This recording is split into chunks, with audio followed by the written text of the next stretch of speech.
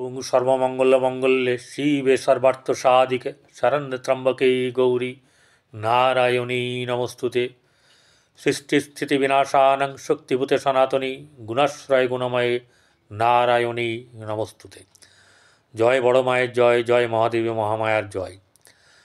প্রত্যেকটি মানুষের জীবন সুন্দর হোক, আনন্দময় হোক, তাদের সংসার জীবন, তাদের বৈবাহিক জীবন, কর্মজীবন প্রত্যেকেরই সুখে স্বাচ্ছন্দ্যে আনন্দে কাটুক এবং প্রত্যেকেই দুধে ভাতে থাকুক, শ্রী শ্রী পদ্মাবতী মায়ের কাছে এবং বড় মায়ের কাছে এই প্রার্থনা করি।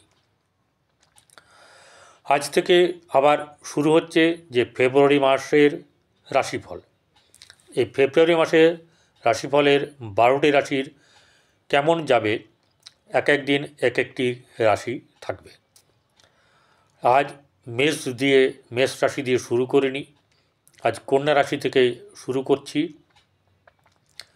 যাত্রা। এই ফেব্রুয়ারি মাসের 12টি রাশির যাত্রা আজ থেকে শুরু।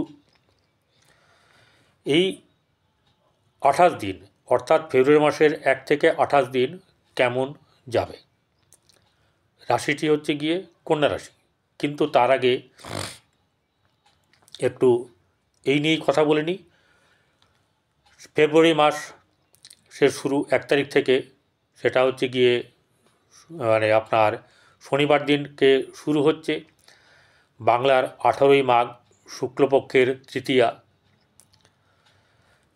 শনি প্লাস চন্দ্র এর মধ্যে সংযোগ আছে দিবা 9:40-এ। তারপরে দিবা রাত্রিবেলাতে 3:37 শুক্র প্লাস চন্দ্রের যোগ আছে, অর্থাৎ 1 ফেব্রুয়ারিতেই। এবারে রাশিগুলির অবস্থানগুলো একটু জানিয়ে দিই। রবি থেকে আরম্ভ করে শনি অবধি কে কোথায় আছে এবং তার কার ঘর পরিবর্তন হবে। রবি মকরে আছে বর্তমানে, 13ই ফেব্রুয়ারি কুম্ভ রাশিতে যাবে।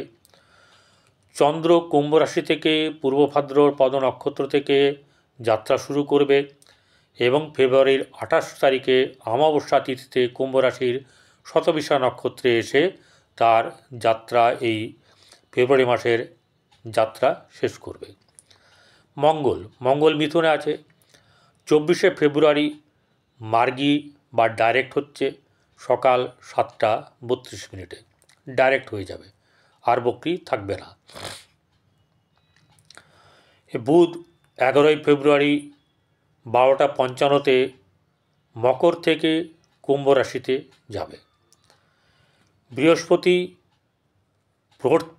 ফেব্রুয়ারি দুপুর 3:10 মার্গী বা ডাইরেক্ট হয়ে যাবে। এতদিন যে বক্রি ছিল সেটা এই 4 ফেব্রুয়ারি আপনার দুপুর 3:10 মার্গী হয়ে যাবে। শুক্র মীন রাশিতে উচ্চস্থ অবস্থাতেই থাকবে। শনি মীন রাশিতে থাকবে এবং রাহু হচ্ছে শনি কুম্ভ রাশিতে, রাহু মীন রাশিতে, কেতু কন্যা রাশিতেই থাকবে। বোঝা গেল? তাহলে বর্তমানে ছকটা কীরকম হচ্ছে? বৃহস্পতি বক্রি হয়ে বসে আছে বৃষ রাশিতে, মঙ্গল বসে আছে কর্কটে বক্রি অবস্থায়, ঠিক আছে। কেতু বসে আছে কন্যায়, বুধ রবি বসে আছে কোথায়?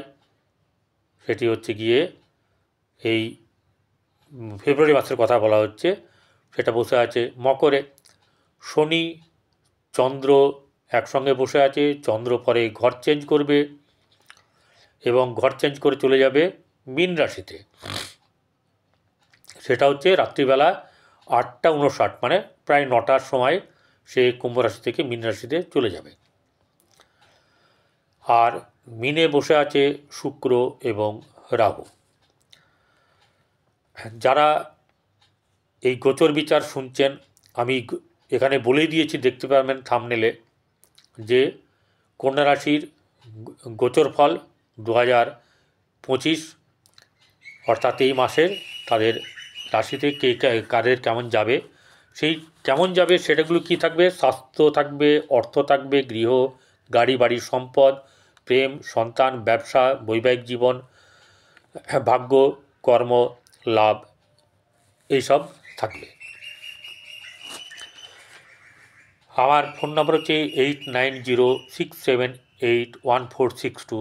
যারা আমার সঙ্গে দেখাতে চান ফিজের বিনিময়ে তারা আমার সঙ্গে যোগাযোগ করতে পারেন এই নাম্বারে। যারা পড়তে চান তারাও এই নাম্বারে ফোন করবেন। অরিজিনালি যারা পড়বেন তারাই ফোন করবেন।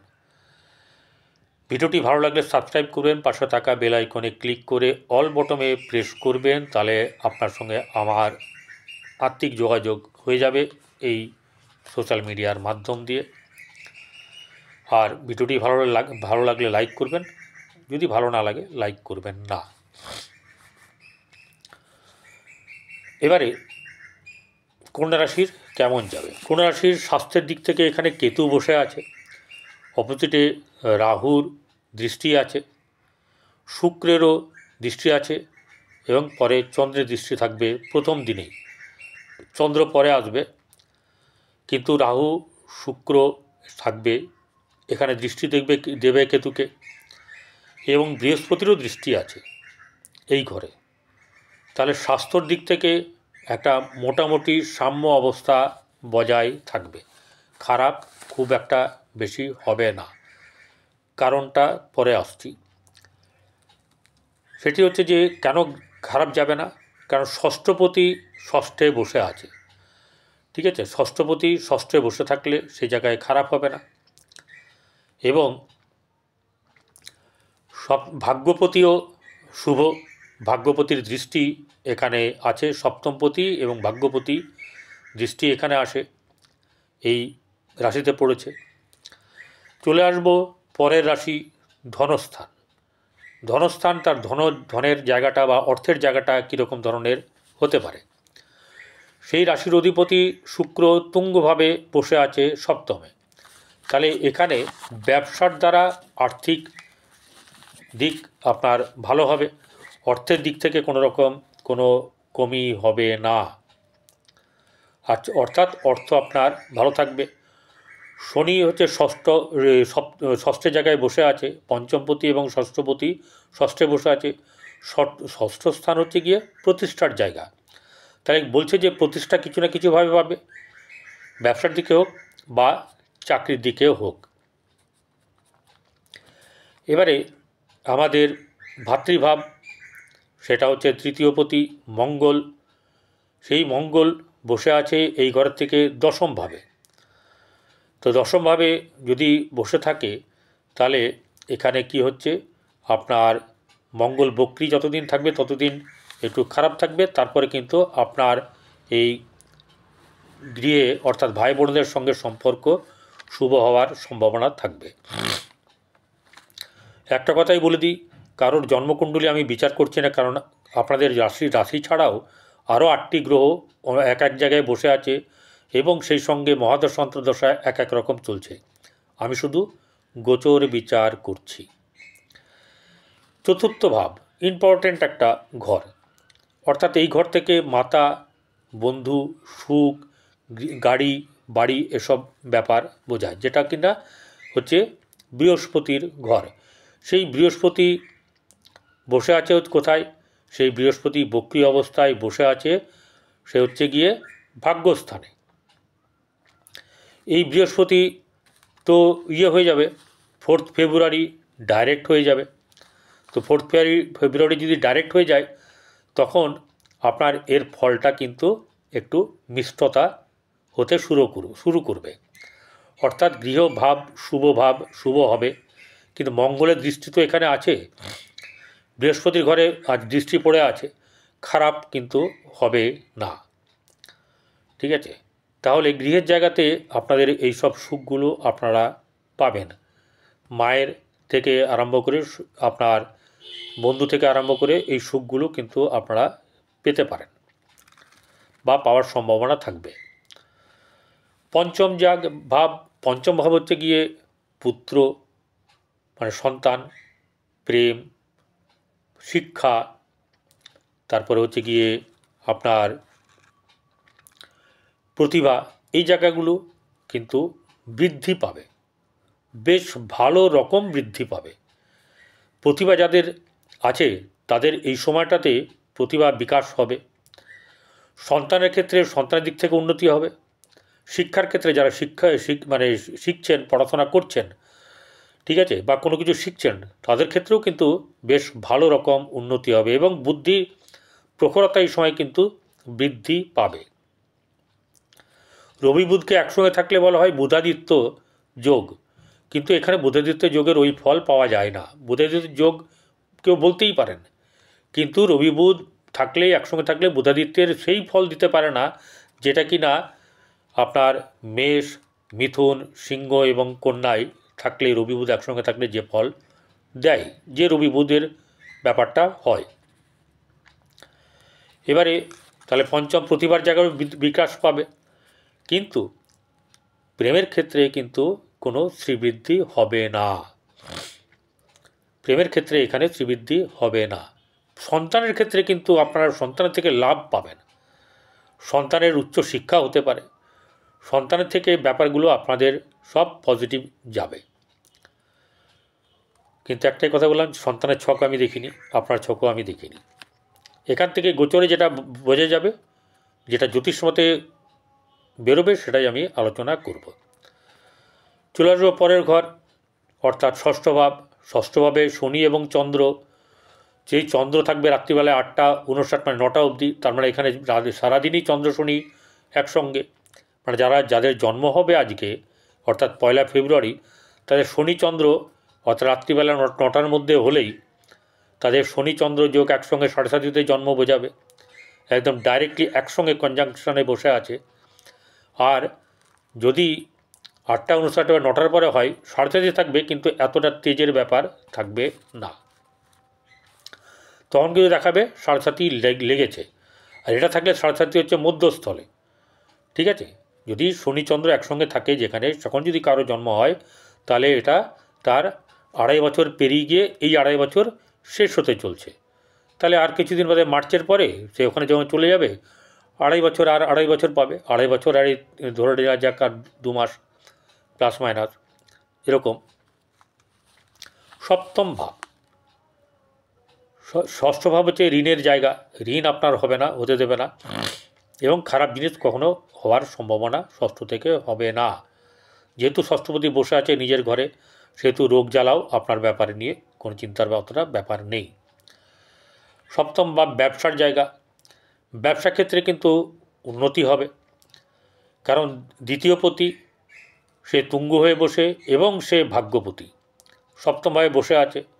তো এই সময়তে কারোর হঠাৎ করে বিবাহ হওয়ার সম্ভাবনা থাকবে, হঠাৎ করে কারোর বিয়ে হওয়ার সম্ভাবনা থাকবে।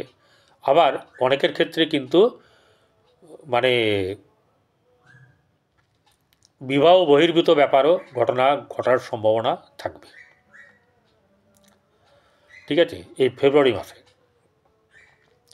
এবারে সবার কি হবে না, যাদের জন্মকুণ্ডলীর সঙ্গে মিল আছে, ঠিক আছে, আর বাদবাকি লোকদের যাদের মিল নেই, কোনো কিছু হওয়ার নেই, তাদের মনের মধ্যে হতে পারে, কিন্তু হবে আসলে বাস্তবে হবে না। কারণ বাস্তবে হতে গেলে তার জন্মকুণ্ডলীকেও রাজি হতে হবে, আর মহাদশা অন্তর্দশাকেও ওই পথের প্রতীক হতে হবে, তবে গিয়ে হবে 3টে মিললে। তাহলে এখানে আমরা চলে আসবো এবারে ব্যবসার জায়গাতে। ব্যবসা কিন্তু ভালো হবে, ব্যবসায় উন্নতি আছে এবং ব্যবসার দ্বারা সফলতা আছে, লাভ হবে। এবারে ভাগ্যভাব, সপ্তমপতি ভাগ্যস্থানে বসে, ভাগ্যপতি সপ্তমে বসে। ব্যাপারটা বোঝা গেল? সপ্তমপতি কেন এই কন্যাকে দিয়ে শুরু করলাম, এর কারণ আছে। সপ্তমপতি ভাগ্যস্থানে, ভাগ্যপতি সপ্তমে।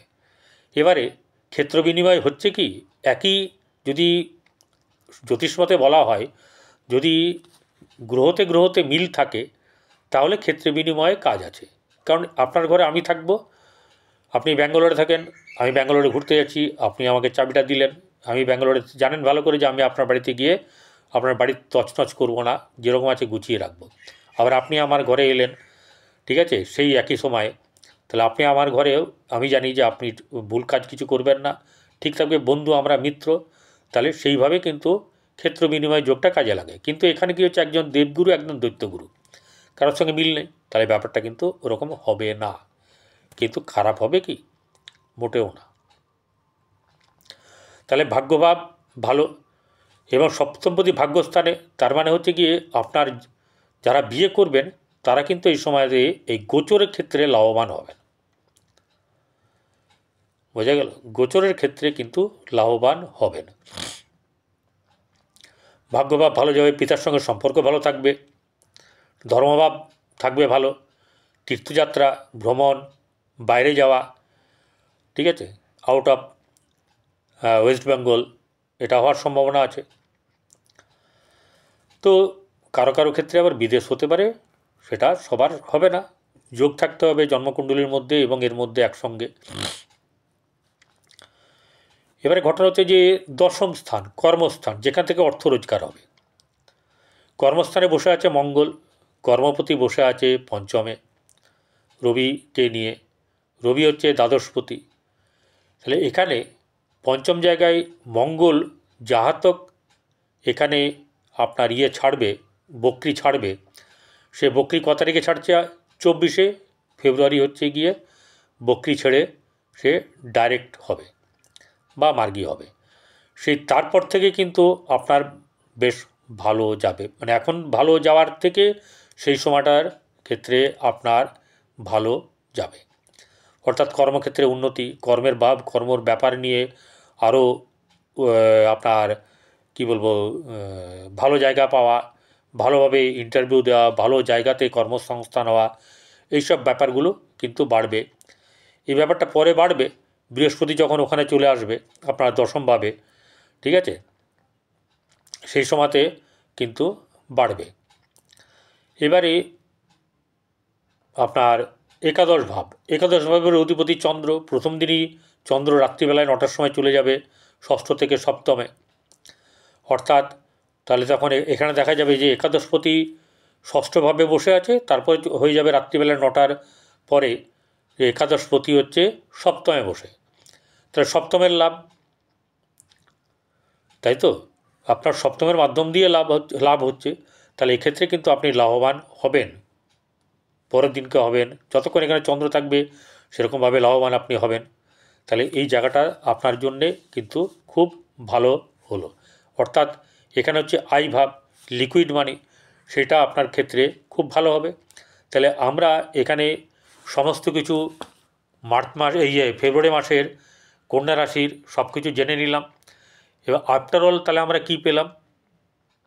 আমরা এখানে যেটা পেলাম সেটা হচ্ছে যে আমাদের ফেব্রুয়ারি মাস ভালো যাবে এবং ভালোর থেকেও ভালো যাবে যখন রাশির কিছু পরিবর্তন এর মধ্যে হবে। কেউ ডাইরেক্ট হবে, কেউ আবার ঘর চেঞ্জ করবে। এই ব্যাপারগুলোতে আমাদের এই কন্যা রাশির জাতক জাতিকাদের ফেব্রুয়ারি মাস অবশ্যই করে ভালো যাবে। নমস্কার, ভালো থাকবেন।